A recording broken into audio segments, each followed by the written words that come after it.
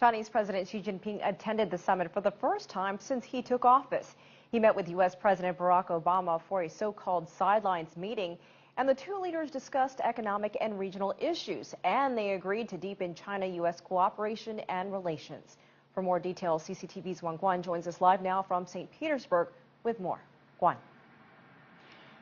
Elaine, this is the third one-on-one meeting between President Xi Jinping and President Barack Obama. The two sides talk about issues they disagreed on, such as Syria, and issues they have a bit more consensus on, such as North Korea, and also the recent adjustments of their respective macroeconomic policies. The two leaders want to further boost the momentum of the development of what they both acknowledge as one of the most important relationships of the world. We had excellent meetings in Sunnyland. Compared to their more relaxed shirt-sleeve summit in California, this meeting may have looked a bit scripted, with neither side budging beyond the pre-agreed talking points. The two leaders emphasized China and America's economic partnership and pledged to work through their many differences. Not surprisingly, they disagreed on Syria.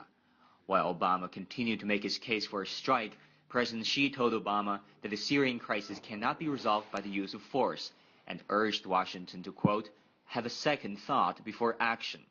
Obama's Deputy National Security Advisor Ben Rhodes later said Syria was not a significant portion of the discussion. The fact of the matter is China, too, has been unwilling to support action through the Security Council, but Syria is one of those issues where Russia is really in the lead in terms of its support for the Assad regime. The two leaders agreed to tackle climate change together by establishing a contact group to implement their earlier announcements.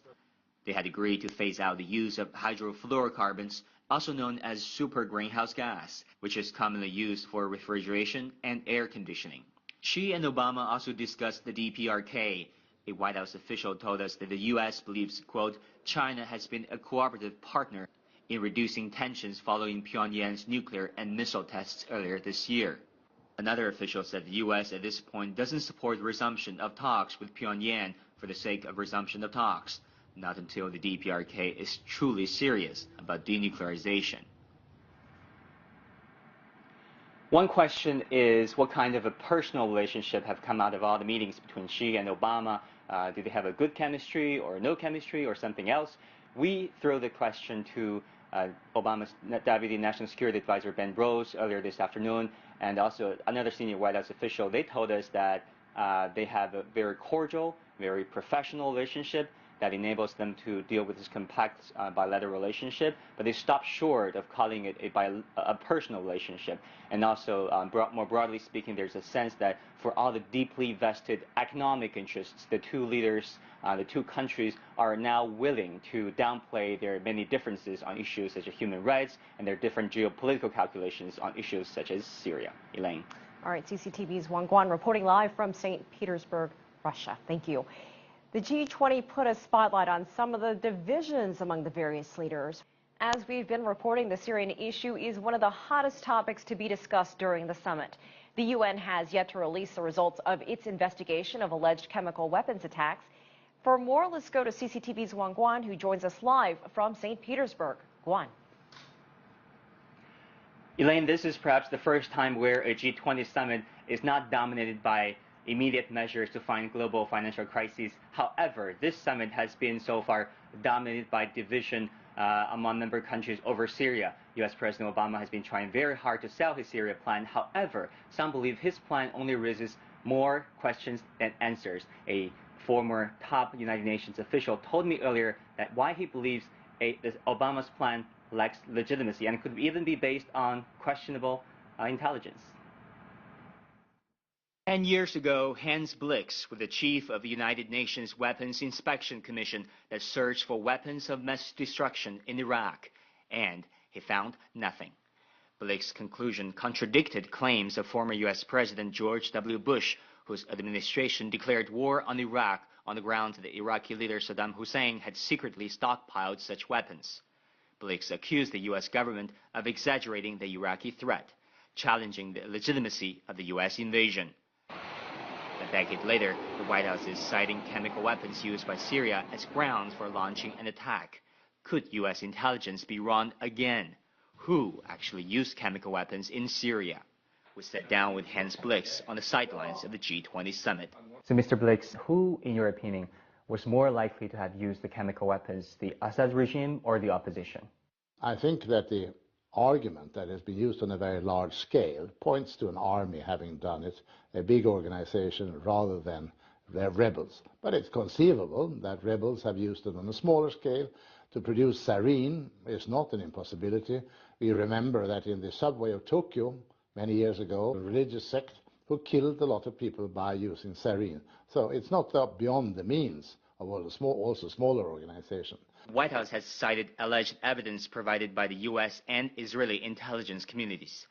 It includes images from U.S. spy satellites and intercepted phone conversations between senior Syrian military officials believed to have ordered the chemical weapons attack.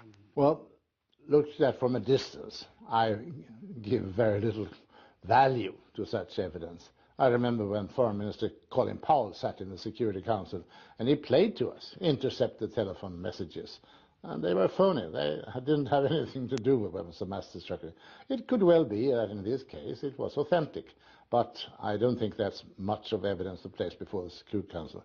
Can we prove that they were the people? Are the voices so authentic, etc.? But I think there will be other means of evidence, notably analysis of samples. But of course the samples have to be provided then directly and not having gone through many hands. U.S. President Obama said that he's comfortable going ahead with a strike on Syria without the UN resolution because he said the United Nations Security Council is now completely paralyzed and is unwilling to hold the Assad regime accountable. It sounds like the U.S. placing itself in the role of a world police. The Security Council is for the whole world. It is sometimes paralyzed, often paralyzed during the Cold War, and can be so now, but it's not always paralyzed. It sends lots of peacekeeping operations to Africa, for instance. It was not paralyzed in 1991 when they intervened against Saddam Hussein's occupation of Kuwait. It was not paralyzed in the case of Libya. If they simply say that, yes, we want the Security Council to decide on a military action against Assad, deciding on military action is not the only thing that the Security Council can do. Today is the second, also the final day of the event where the world's leaders are expected to endorse a declaration and action plan where they will pledge their efforts to fight tax dodging of multinational companies and also pledge to boost the domestic demand and also investment of their national economies. Also tomorrow there can be some interesting bilateral summits on the side of the summit, including one that will take place in about 3 hours or so, where Chinese President Xi Jinping will meet his U.S. counterpart Barack Obama, and also in the afternoon, U.S. President Obama will meet with his French counterpart Hollande. All right, a lot of conversations, interesting conversations ahead.